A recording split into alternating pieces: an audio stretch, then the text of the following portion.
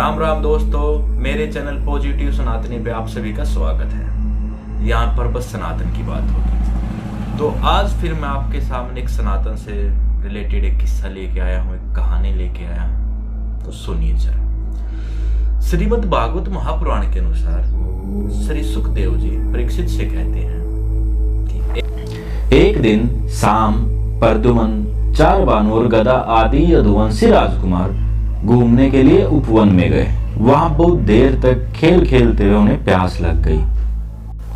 अब वे इधर उधर जल की खोज करने लगे। वे कुएं के पास गए। उसमें जल तो था नहीं। एक बड़ा विचित्र जीव दिख पड़ा। वह जीव पर्वत के समान आकार का एक गिरगिट था।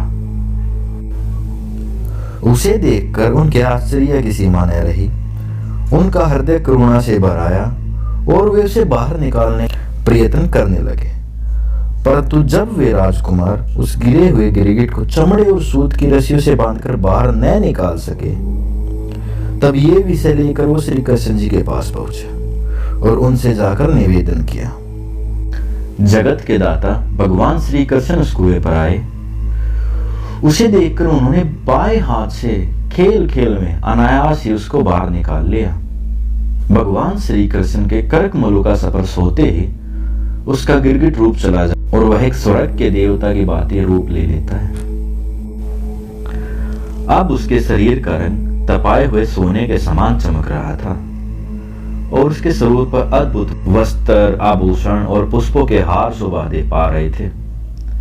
यद्यपि भगवान श्री कृष्ण जानते थे कि इस दिव्य पुरुष को गिरगिट योनि क्यों मिली थी, फिर भी वह कारण साधारण को मालूम हो जाए, इसलिए उन्होंने उस दिव्य पुरुष से पूछा, महाभाग, तुम्हारा यह रूप तो बहुत ही सुंदर है, तुम हो कौन?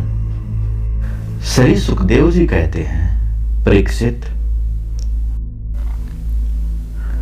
जब भगवान श्री कृष्ण ने राजा नरक से इस प्रकार पूछा, तब उन्होंने अपना सिर झुकाकर भगवान को प्रणाम किया और वे इस प्रकार कहने लगे। राजा नृग ने कहा, प्रभु, मैं महाराज स्वाको का पुत्र राजा नृग हूं। जब कभी किसी ने आपके सामने दानियों की गिनती की होगी, तब उसमें मेरा नाम आपके कानों में अवश्य ही पड़ा होगा। आप तो भूत और भविष्य सब जानते हैं, अतः आपसे छिपा ही क्या है।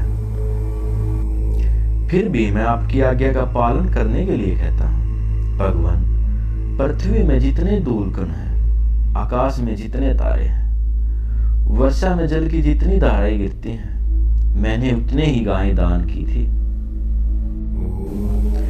एक दिन किसी तपस्वी ब्राह्मण की गाय मेरी गायों में आके मिल गई। मुझे इस बात का बिल्कुल पता नहीं चला, इसलिए मैंने अनजाने में उसे किसी दूसरी ब्राह्मण को दान दे दिया। जब उस गाय को वे ब्राह्मण ले चले, तब उस गाय के असली स्वामी ने कहा, यह गौ मेरी है। दान ले जाने वाले ब्राह्मण ने कहा, यह तो मेरी है, क्योंकि राजा नृग ने इसका मुझे दान दिया है। वे दोनों ब्राह्मण आपस में झगड़ते हुए अपनी अपनी बात कायम करने के लिए मेरे पास आए। एक ने कहा, यह गाय अभी अभी आपने मुझे दी है, और दूसरे ने कहा, यदि ऐसी बात है तो तुमने मेरी गाय चुरा ली है। भगवान, उन दोनों ब्राह्मणों की बात सुनकर मेरा चित्त भ्रमित हो गया। मैंने धर्म संकट में पड़कर उन दोनों से कहा, मैं बदले में 1 लाख उत्तम गाय दूंगा। आप लोग मुझे यह गाय दे दीजिए। मैं आप लोगों का सेवक हूं, मुझसे अनजाने में यह अपराध हुआ है। मुझ पर आप लोग कृपा कीजिए और इस घोर कष्ट से और घोर नरक से गिरने से मुझे बचा लीजिए। राजन, मैं इसके बदले कुछ नहीं लूंगा। यह कहकर गाय का स्वामी चला गया। तुम इसके बदले में 1 लाख ही नहीं 10,000 गाय और भी दो, तो मैं ये गाय नहीं लूंगा। इस प्रकार यह कहकर दूसरा ब्राह्मण भी वहां से चला गया। इसके बाद आयु समाप्त होने पर यमराज के दूत आए और मुझे यमपुरी ले गए। वहां यमराज ने मुझसे पूछा, राजन, तुम पहले अपने पाप का फल भोगना चाहते हो या पुण्य का? तुम्हारे दान और धर्म के फलस्वरूप तुम्हें ऐसा तेजस्वी लोक प्राप्त होने वाला है जिसकी कोई सीमा नहीं है। भगवान, तब मैंने यमराज से कहा, हे देव, पहले मैं पाप का फल भोगना चाहता हूं। उसी समय यमराज ने कहा, तुम गिर जाओ। उनके ऐसा कहते ही मैं वहां से गिरा और गिरते ही गिरते मैंने देखा मैं गिरगिट हो गया हूं। प्रभु, मैं ब्राह्मणों का सेवक, उदार, दानी और आपका बहुत बड़ा भगत था। मुझे इस बात की बहुत इच्छा थी कि किसी प्रकार मुझे आपके दर्शन हो जाए। भगवान, आप परमात्मा हैं।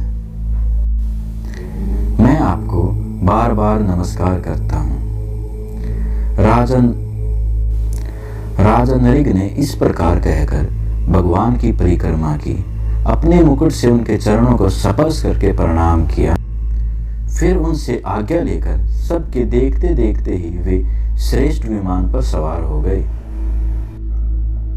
अगर आप सभी को मेरी वीडियो अच्छी लगी हो, मेरा काम पसंद आया हो, तो कृपया मेरे चैनल को सब्सक्राइब करें, लाइक करें एंड शेयर करें। आई नो मैं इतना अच्छा वीडियो भी बना नहीं पा रहा हूँ क्योंकि अभी मैं सीख रहा हूँ और फ़ोन से ट्राई कर रहा हूँ, तो आप सभी के सपोर्ट की ज़रूरत है। ज़्यादा से ज़्यादा मेरे चैनल को सब्सक्राइब करें, लाइक करें, शेयर करें। धन्यवाद। राम राम, जय श्री कृष्ण।